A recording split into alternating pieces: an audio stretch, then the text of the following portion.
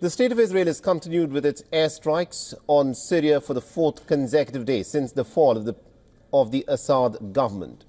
Now, according to the Syrian Observatory for Human Rights, the airstrikes by the Israelis targeted sites belonging to the ousted president Bashar al-Assad's military in the coastal Tartus and Latakia provinces.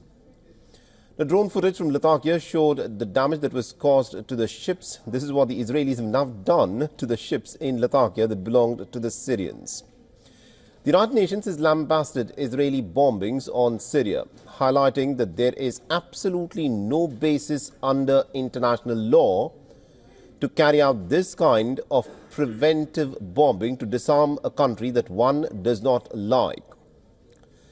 Now, on Tuesday, the Israelis also released footage that is said to show the troops operating in a buffer zone on the east of the annexed Golan Heights. This is Israeli-occupied territory that belongs to Syria.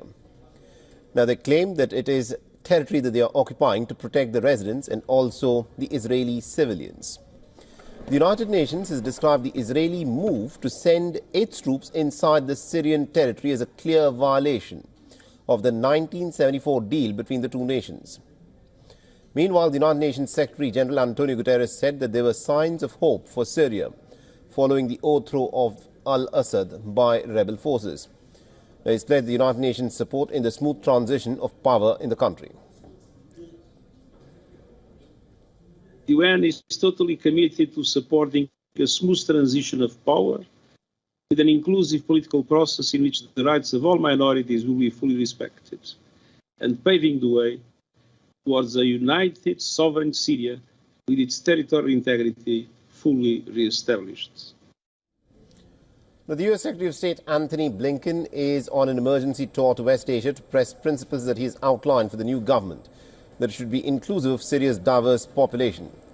The Biden's top aide will head first into Jordan, Syria's often uneasy neighbor and also a key U.S. partner in the region, before going to Turkey, the main supporter of the rebels that toppled the al-Assad government over the weekend. The Syria's caretaker Prime Minister Mohammed al-Bashir has said that his government will guarantee minority rights. He's also pledged justice for those that he has described as the victims of Assad's rule, with HTS leader Abu Muhammad al-Golani vowing that officials involved in torturing detainees will not be pardoned. في ملفات عندهم مستويات نجاح فيها عالية يعني متفاوت يعني مع ذلك نحن عندنا ما عندنا استغناء.